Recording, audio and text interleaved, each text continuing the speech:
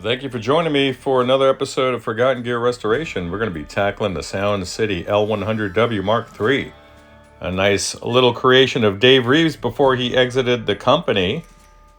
And it's the classic British recipe. 100 watts, 3 12AX7s, cathode follower, the whole thing, EL34s, or KT77s in this case. When he left, it's sort of the amp that became the DR103. So let's get in there and see what's up. We're going to do some maintenance. Let's just be clear. This amp has some of the most lovely patina I have ever seen on one of these old ladies. Let's take a peek at that. I love it. And what I especially love, oh, pardon me. Let me just get you right on there, huh? I love these old school labels. The sort that, yeah, it's like a black tape, but it uses like the raised characters to sort of break the surface there. And it's very tactile, and they never seem to just fall off. Love it. Love that stuff. And then if you're familiar with the Sound City amps, then you're familiar that they have an insertion point for a reverberation unit. Now, whose reverb unit? That's not my guess. I'm not sure. But that's something that I want to look into, and if any of you guys happen to know, then I'd love to hear. So very cool.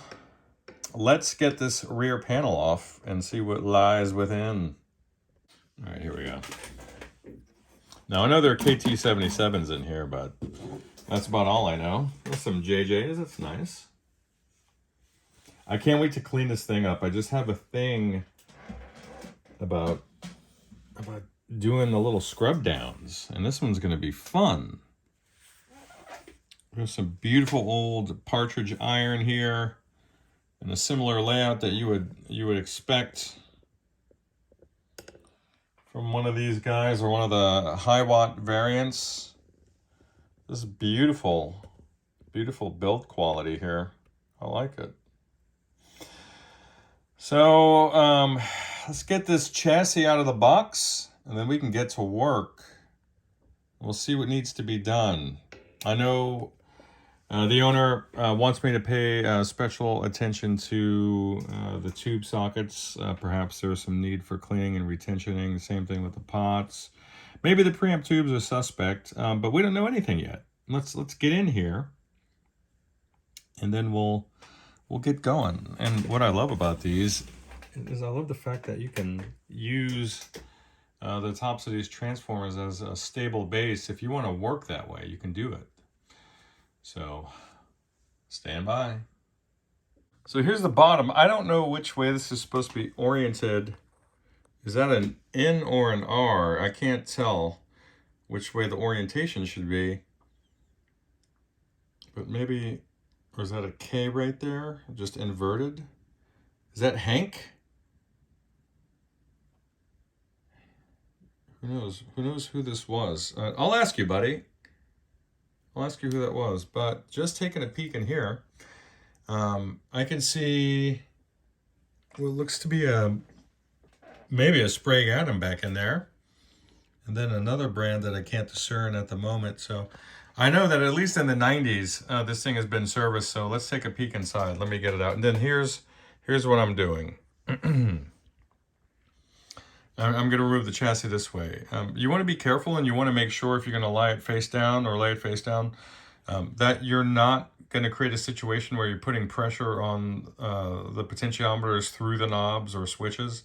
So I actually have those off of the surface that I'm working on. So, and it's got great balance. And I'm using this clamp here to make sure that it doesn't fall forward and do any damage once I get these machine screws out, these bolts. All right.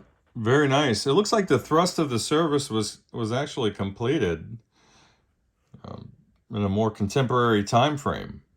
And we're looking at a row of JJ filter cap cans, multi-section cans, And that bodes well. These are nice, nice quality cap cans. I like them. I actually use them from time to time where space permits. Now, either I was mistaken about the design of this amp, or this was just a bit of a custom jobby job from the factory, as this one has 4 ECC 83s. And I'll go ahead and take your jumper out right now, buddy, because I'm going to want to inspect all that. So we looks like we have 3 unused grommets along the top right here. There's some sign of maybe some cleaning fluid mixing with some grime in the past. That's all good. There's nothing to be concerned with there. And I like how there's this shielding here protecting the capacitor cans from the heat of the power tubes, because those guys get hot. So very nice. I would love to know the history of the amp, and I think I'll ping you and see if see what you know, because I bet you know something. I just had to move you guys over the top like this. Pardon me. It's what you would come to expect. So nothing complicated, just straightforward construction, just beautiful, beautiful, beautiful solder joints. Just so enjoyable to work on, so enjoyable to just even sit there and look at it. Shielded cable throughout, lovely components. I'm going to go ahead and have a look at some of these older Adams and see if we need to get those guys out of there, but we'll see. So we'll get the bias adjusted. First of all, I'll just get in there for you. We'll use these 2 guys here. Get your bias going, and we'll take it from there. Then maintenance will start once we have a stable power amp. All right, so I'm about ready to check the bias. Let's get our variable AC supply here. I'm gonna set her right to 120.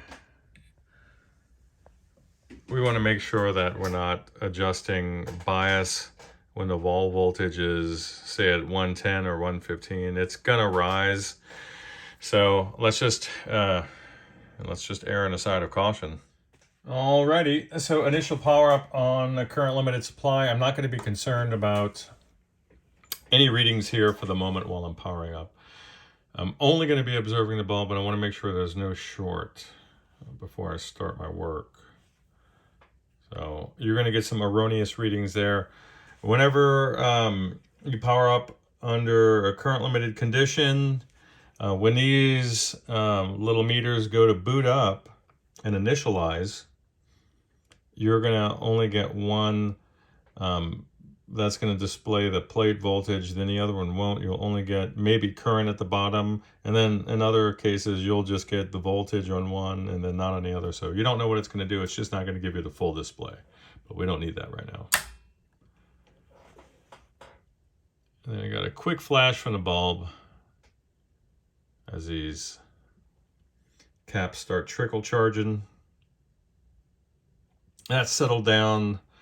We have a nice glow from the filament up there, indicating that, hey, the filament supply is at work. So let's take it back down here. And so you can see it there. That's what I was referring to. It's not an anomaly. It's just what it wants to see with respect to voltage. So let's flip her off a standby.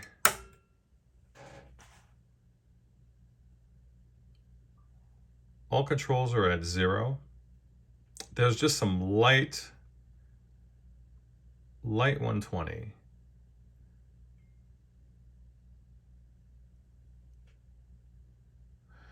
So I'm comfortable with the current ratio of plate voltage to current, that I can go ahead and remove the current limiter from the supply.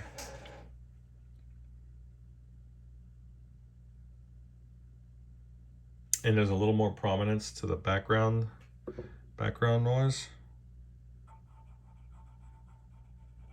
So just by tapping the chassis. Okay, so we just have a little bit of noise. It's not bad. Something's microphonic though. We'll find out what it is. All of the preamp tubes are incredibly microphonic. You could hear it just rubbing on the knob there, if you'll pardon the imagery. You hear that? So, is that just sympathetic?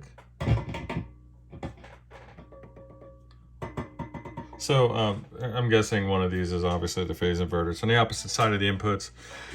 So for certain, we have an issue with these preamp tubes. All four of them are incredibly noisy. I could explain that background hum.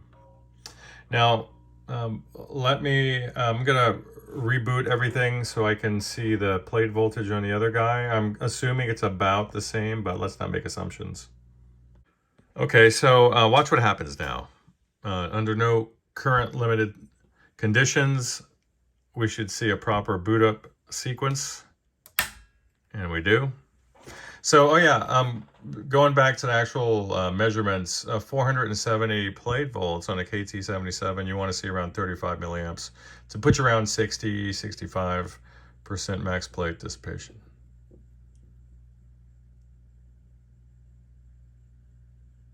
All right. So let me try to sneak my hands in here under the camera. Not today, Satan.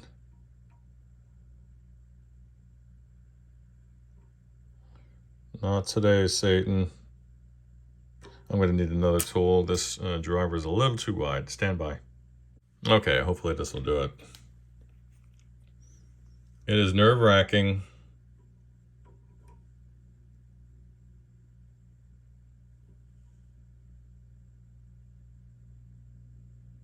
There we go. Maybe that's a common mode rejection issue.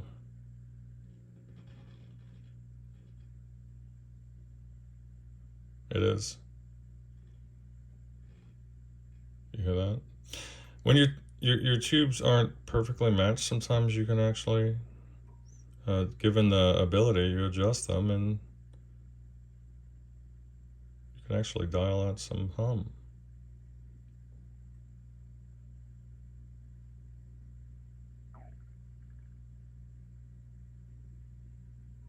Okay, so for my money and for my taste, this is typically where I'll land. We'll hear how it sounds, and then we'll just take it from there. This is a good starting point.